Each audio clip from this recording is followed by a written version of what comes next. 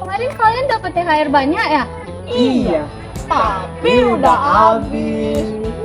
Kalau di perusahaan, cara cek kondisi ini namanya laporan posisi keuangan. Udah, jangan dibayang dulu rumus fungsinya. Bayangin aja nih, laporan posisi keuangan itu adalah daftar isi dompet kalian hari ini. Ada uang tunai, ada e-wallet, tapi ada juga tuh tagihan pay letter yang nunggu untuk dibayar. Di video kali ini kita bakal kupas tuntas laporan posisi keuangan.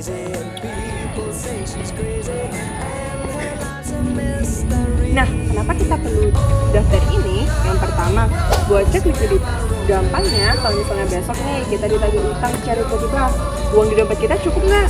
Yang kedua, solvabilitas. Ini merupakan nafas panjang perusahaan. Perusahaan ini sehat atau enggak sih? Atau cuma bayar kelihatan kalian aja, tapi utangnya di mana-mana. Yang ketiga, fleksibilitas. Kalau ada peluang bisnis yang bagus, kita punya peluru nggak buat ambil itu. Jadi, neraca merupakan pegangan buat kita ambil keputusan.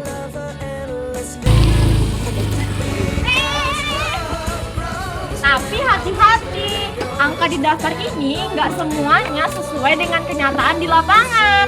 Namanya keterbatasan. Contohnya, biaya historis. Kalian beli motor 5 tahun yang lalu dengan harga 20 juta.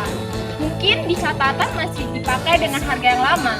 Tapi kalau dijual sekarang mungkin tinggal setengahnya nggak sih? Terus banyak tebakan atau estimasi, kayak piutang ya. Piutang yang kita kira bakal balik, ternyata enggak gitu kan.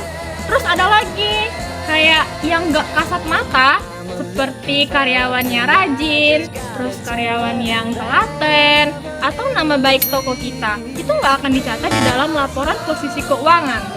Jadi laporan posisi keuangan itu mungkin emang akurat secara catatan, tapi dia nggak menentukan harga toko kalian. Nah, laporan posisi keuangan itu perlu dikelompokkan agar orang yang membacanya bisa paham dan memahami kondisi keuangan perusahaan. Seperti aset lancar, aset yang bisa dipakai dalam kurun 1 tahun, dan aset tidak lancar yang bisa dipakai dari lebih dari 1 tahun. Liabilitas jangka pendek yang dibayarkan dalam kurun 1 tahun, dan liabilitas jangka panjang yang dibayarkan lebih dari 1 tahun. Dan untuk modal yang ditanamkan oleh pemilik dan laba yang ditahan. Nah, biar nggak ribet, neraca mempunyai 2 sisi, yaitu sisi aset seperti uang kas, kendaraan, dan barang yang kita punya. Selanjutnya ada sisi utang dan modal. Nah, di sini sebagai sumber dana, bagaimana kita memperoleh aset tersebut, apakah dari utang atau dari modal. Nah, kalau mau lebih paham, biasanya dalam neraca itu ada catatan tambahan. Biasanya di situ ada rahasia yang nggak kelihatan langsung di neraca. Nah, misalnya motor yang kita punya itu dijadiin jaminan ke bank, dan kita harus menambahkan catatan tambahan agar orang yang membaca tidak salah paham. Jadi intinya laporan posisi keuangan itu nggak cuma yang dilihat, nggak cuma angkanya aja, tapi catatan tambahannya agar bisa lebih rinci dan mudah dipahami oleh kita.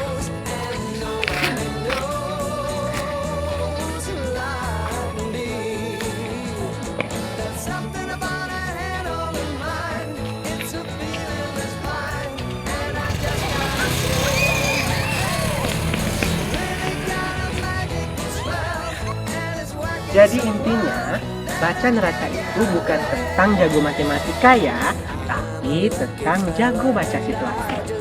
Mulai dari cek hartanya, waspadai utangnya, dan lihat catatan kecil di bawahnya. Dengan cara ini, teman-teman gak bakalan tertipu nih sama perusahaan yang di luarnya mewah, tapi dalamnya keropos.